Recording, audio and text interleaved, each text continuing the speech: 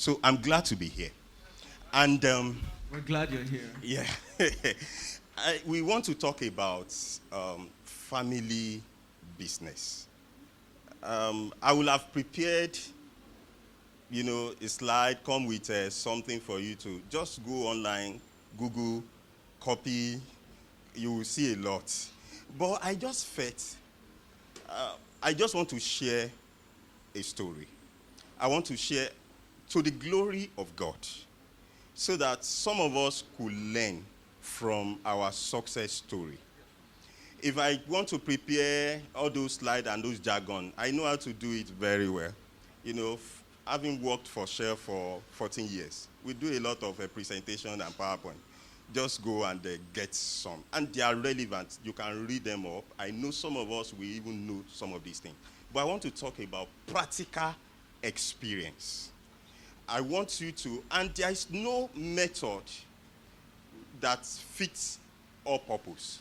Maybe somebody is going to glean wisdom, is going to learn from our own success story. I know we've had so many, negative stories about family business. Don't do anything with your wife. Don't do anything with your spouse. Don't do anything with your husband. Just run, because some of us are coming from negative, don't let me say negative, backgrounds because of experiences of our parents or uncles or brothers, somebody that started a business with somebody and something happened. Some of us will have heard of somebody that started a business maybe with the husband, and the business was doing fine, and that was when the husband decided to go and marry another wife. And somebody will call you and say, are you not being foolish? Why will you do that? And some of us we are looking at it and said, it's not possible for you to run a business. Now, I will be speaking with us as a pastor. I'm a child of God. And it's possible for a child of God to run a business, and the business is successful. The situation of this country is making us to believe it's difficult for Christians to even get into business and make it without compromising. It's possible if you are a true child of God. So I'll be speaking with us as a child of God, and I believe we are all children of God. Can we just give God a shout if you are? Hallelujah. Now, I want to start by giving a simple definition of a family business. Family business. We know what a business is. Now, we want to join in with family, which means that business should be owned and actively owned. Let me use the word active, because it's possible for you to jointly own a business and you are not active. Maybe just buy shares in a big company. Yeah, so you have a larger share in that company and you are just holding. But doing a business actively, owning a business actively, and managing it together, at least where you have at least two members of the same family running the business, managing the business, taking strategic decisions together. It's not that you just kept your money somewhere and you can't take decisions, but when you have to decide strategically, when you have to occupy, senior positions. And we have examples of family business. I don't want to bother you with statistics. About 60% of businesses all over the world are family-owned business. And about 30% of most businesses don't go beyond first generation. Now, and I know that we know that businesses have problems, but when you are talking about family business, it becomes more complicated because you are talking about family. So I want to say, if you don't have a family, you don't have a business. If anybody is going to go into family business, the starting point is you must have a stable family. Because you rule by whom you are. As a pastor, I lead by who I am. You will see me in my leadership style. You will see my traits. You will see who I am. The way I even lead the church. So you lead by who you are.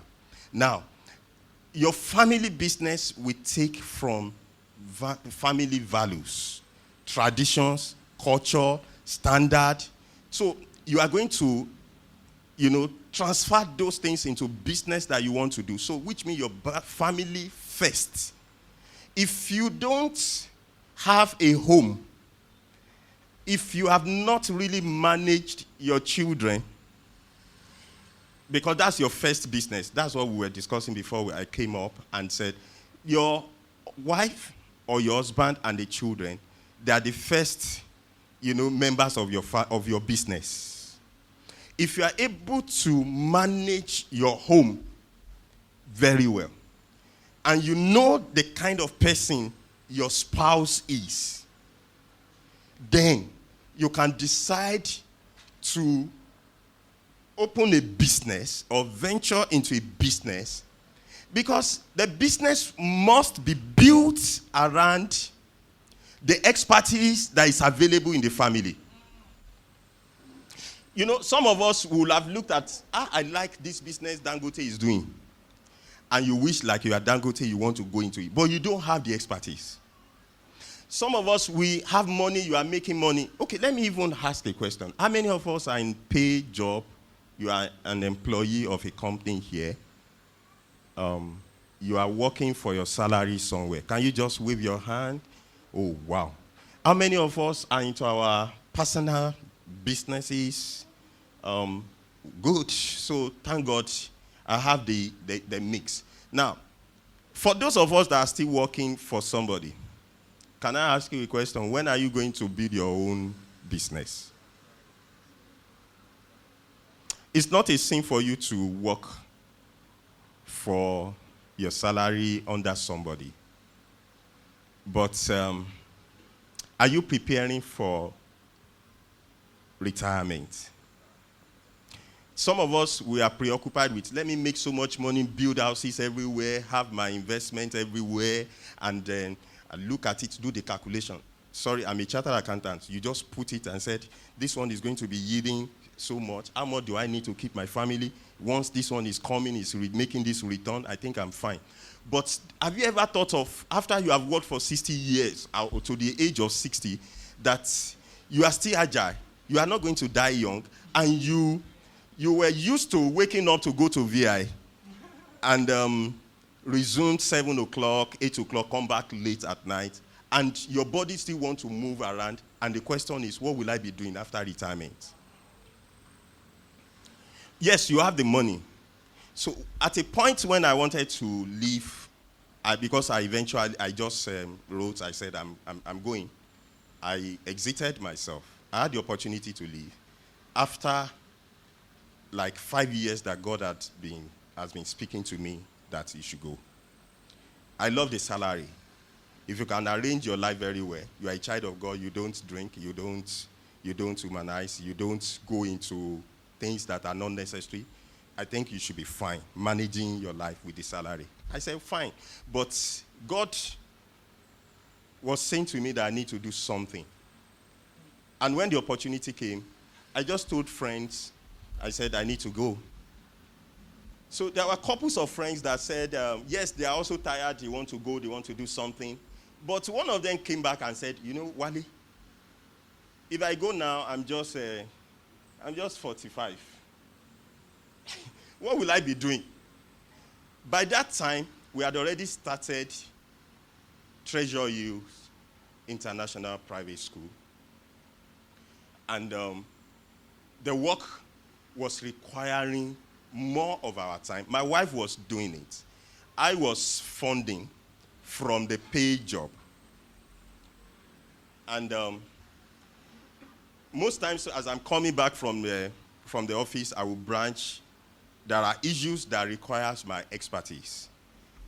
I worked in different sections of the company. I left as a payroll person. I worked in treasury. I related with banks, major banks in Nigeria. And I was the tax focal point for the company for Lagos and Ogun State. So, and there are things that will relate that will want to require my expertise around tax and whatever. So I will just start all over again. And it got to a point I said, I think I need to go to do some other things. First, for full-time ministry, then I'll be running the business with my wife. Now, so the question the man was asking me was, what will I be doing? Even though the money is there, but I still have energy to run around. Boredom will kill me. I want to ask you, when are you going to do something? Another thing is this. All the experience you have gathered working in multinational, working for people, when are you going to use them to add value to your family and to the society? Some of us will just go after retirement, you'll just be talking in the community when they call for community meeting. I will say, Baba, just go and sit down. Why can't you put those, knowledge you have acquired and do something? And the better time is now to do something about the expertise, the knowledge that you have or that the family has. It can be the wife, it can be the husband. Somebody has a vision. Somebody has an expertise that can bring money, that is going to give you this flexibility. I can decide to say on Monday I want to go on evangelism after putting things in place in the school. But when I was in a paid job, I will only do that during my leave time. So, and I thank God I took that decision. So the guy went back. Even though he said he was ready to go, he said, I'm sorry, I'm not ready to go again, and went back. And some of them, after 2 years, they will have to look for another job now because they are doing another reorganization will always come. So they are doing another reorganization as we speak. And some of them are apprehensive. That what if you are not ready to go and they say, come and go? What will you do? It can happen to anybody. So it's good that you prepare for the future. Okay, so I want to ask you. At this time, right, you had worked in Shell for 14 years. Don't you think that's quite different from someone else who has worked in a regular company and they were being paid, obviously not as much as you were paid, and they haven't saved enough, and then they are counting the cost of what they have to lose? At the time you were making that decision, what did you have to lose? What did I have to lose? I lost the salary. Okay. Number one. I said the salary, fantastic. Huh? Fantastic if you are a good person, if you are a normal person. Yes. Normal. All you need to do is to plan. If you want to buy a car, just say, dear, we need to change this car. What do? You start planning and you will buy without stealing. I worked for 14 years as an accountant, treasury, reconciliation, payroll. I did not take a kobo that belongs to that company with me. If you are clapping for the Lord, we can do better because right from day one, when I entered the company, I made up my mind. I said, I know where I'm going. I'm going to be a preacher. And I want to have the boldness to stand on any altar to say, I did not take 1 naira that is not my salary and allowance, even though I had the opportunity. So I missed the salary. I missed all the allowances and everything. But I saw something different beyond the salaries and the allowances. You know, the Bible talked about people looking for a city whose architect and builder is God. So I saw beyond the normal salary on the 25th of every month. It has never changed. You just, as you are walking like this, you just hear him. Okay. He said, he's there. And alert. Alarm. Okay. So, it's not an alarm, it's an alarm. Okay. I love that. But there is this fulfillment that comes with running your own business. It depends on who you are, your value as a person. I want to add value to people. I want to make people happy. So we started a school called Treasure Hills. Some of us are going into business all with the motive of making profits. Fine. But get your priority right. You will make profit, but you must be a solution provider. While you are solving the problem in the community, in the society, you must not leave the value on the table. You must recognize the value when you see it. So I saw the value where we live. When we moved in, when we came into Wawa in Ogun State and bought into the estate, I noticed there was no supermarket. Anytime we wanted to buy something, you had to go somewhere. It's either you come to Lagos or go to the next neighborhood to buy. And then I told my wife, we're driving out of the estate. I said, you remember God told me in Port Harcourt and said, take your wife and the children back to Lagos. I was walking to another office and I heard a voice behind me. That's how God speaks to me. And I heard a voice, audible voice. He said, it's time to take your family back to Lagos. And I got back to the office. I told my friend, I said, I'm moving my family back to Lagos. They said, why?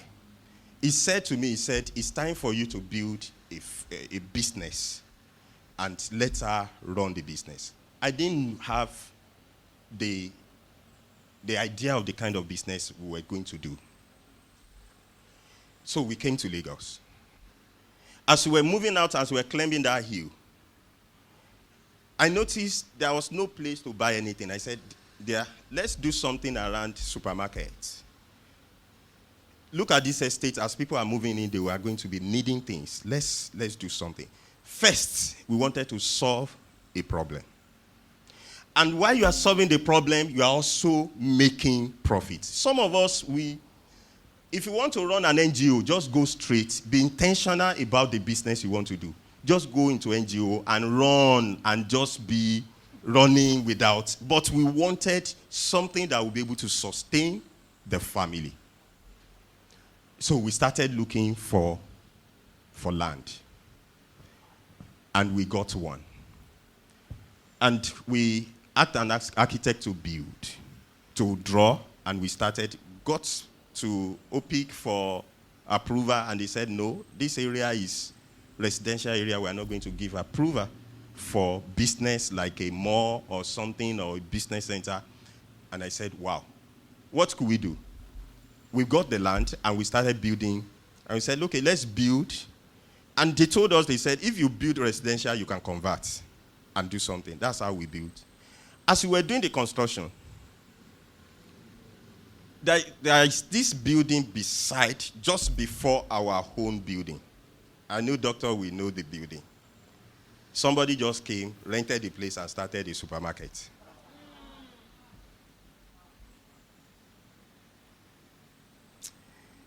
And, sorry, the story.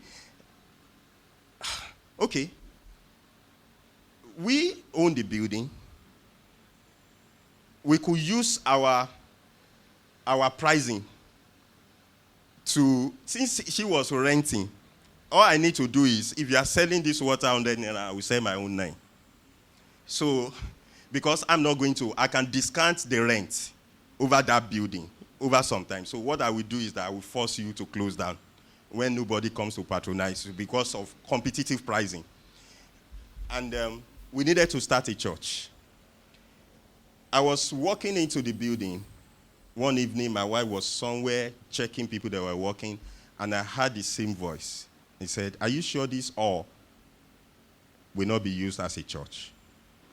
And then when we got back to church the following Sunday, the pastor said, "Wale, I'm sending some of you to go and start a parish, Redeem.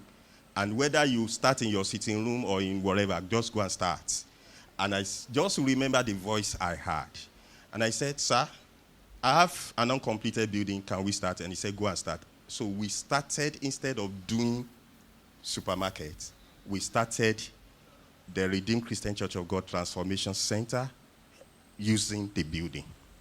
Sorry, I want us to start preparing our questions because questions will start coming in. We start coming in. Yeah, so Okay. In fact, you can start writing your questions. Now, let me round up the genesis. So as we started the parish, the owner of the supermarket joined us as a member. No more price work. So I just told my wife, God doesn't want us to do that business.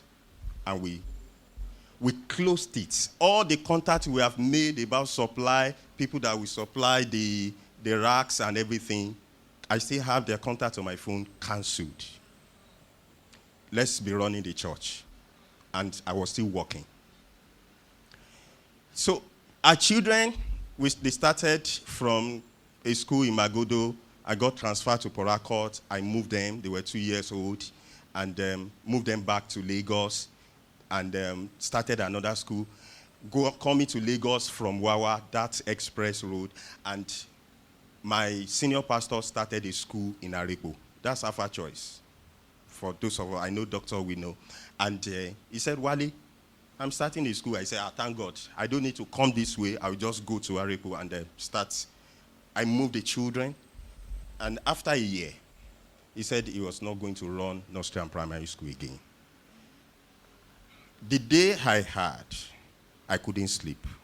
I said, these children in 6 years or something, they've been to 4 different schools.